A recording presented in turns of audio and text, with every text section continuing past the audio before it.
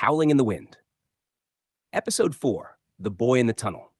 The mutants surrounding the Astronine do not move. Rain pours over ruined streets while hundreds of glowing eyes stare silently toward the ship.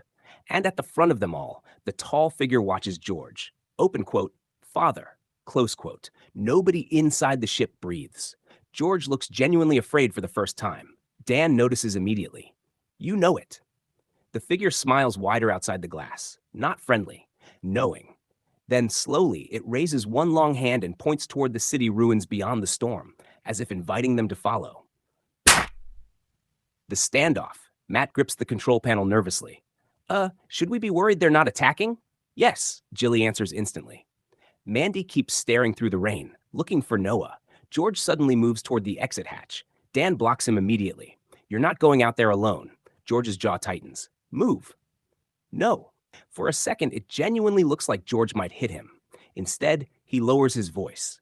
"If we panic them, we die." Julie frowns. "You keep talking like you know how they think." George doesn't answer, which is an answer.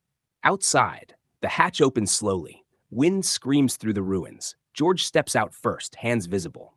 The tall mutant watches him carefully. Up close, it's even stranger. Its face is partly human beneath pale fur-like growths stretching across its skin. One eye is golden, the other almost completely black. Fragments of old human clothing hang from its body, and around its neck, a Genesis program identification badge. George stops cold. "You?" The creature tilts its head. Open quote, "You left us." Close quote. Its voice sounds strained, like speaking hurts. Behind George, Julie whispers to Matt, "They can talk." Matt quietly mutters back, "That one can." The mutant steps closer. The others never take their eyes off the crew. Not hostile, protective. The creature looks directly at George again. Open quote, "You told them we died." Close quote. George's face hardens. "You were unstable." A ripple of angry growls moves through the mutant crowd. Dan steps forward slightly. "George?" But the creature suddenly laughs. A horrible, broken sound halfway between human laughter and animal growling. Open quote, "Unstable?" Close quote. It gestures toward the ruined world around them. Open quote, "Look what your kind became without us." Close quote. A different side of Earth.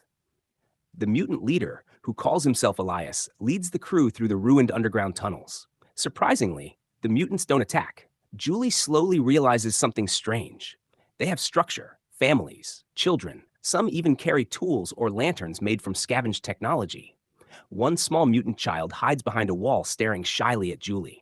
Its ears are slightly wolf-like, but otherwise it looks almost human. Julie softly smiles. The child quickly hides again. Julie whispers, "They built a society." George says nothing the entire walk. Mandy's hope. Deep underground, the tunnels open into something unbelievable, a hidden settlement. Warm lights glow through old subway stations transformed into homes. Paintings cover the walls. Gardens grow beneath artificial lamps. People, mutated but alive, move carefully through the underground city. Julie stares in awe. This is impossible. Then Mandy hears footsteps running toward her. Fast, small. She turns, and Noah appears. He looks about 16 now, thin, nervous. Parts of him changed. His eyes glow softly gold and patches of dark fur run along his neck and arms. But he's still recognizably human, still her son. "Mum." Mandy bursts into tears instantly. Noah hesitates only a second before hugging her tightly. And for the first time since arriving on Earth, something good happens. Even Dan has to look away for a second. The truth about Elias. Later, Elias sits across from the crew beside an old underground fire. The settlement howls softly in the distance, communication echoing through the tunnels. Julie finally asks the question everyone's thinking. "What are you?" Elias looks at her calmly. Open quote, "Survivors." Close quote. George scoffs quietly.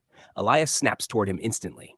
Open quote, "You made us fight to stay human while you escaped to the stars." Close quote. Silence. Then Elias reveals the truth. The mutations eventually stabilized generations ago. The survivors adapted, evolved. Earth itself began healing around them. But the colonies on Mars never came back, never answered their signals, because George erased every transmission. Dan looks furious. "You abandoned an entire civilization." George suddenly stands. "You don't understand what they were becoming." Elias rises too, taller, stronger. Open quote, "No, you feared what we became." Close quote. The tension becomes unbearable.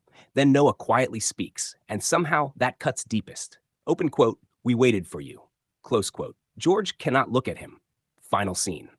That night, Julie wanders the underground settlement alone. The howling echoes softly through massive tunnels overhead. Not frightening now, almost sad. She notices old murals painted across the walls.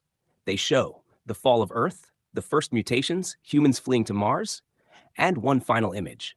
A massive black shape beneath the Earth, sleeping. Julie stares uneasily. A voice behind her says, open quote, "That's what woke in the radiation fires," close quote. Julie turns. An elderly mutant stands there, blind in one eye, terrified. He points toward the deepest tunnels below the city. Open quote, "And it's waking again." Close quote. Far beneath them, something howls. Not human, not mutant, ancient and hungry. End of episode 4.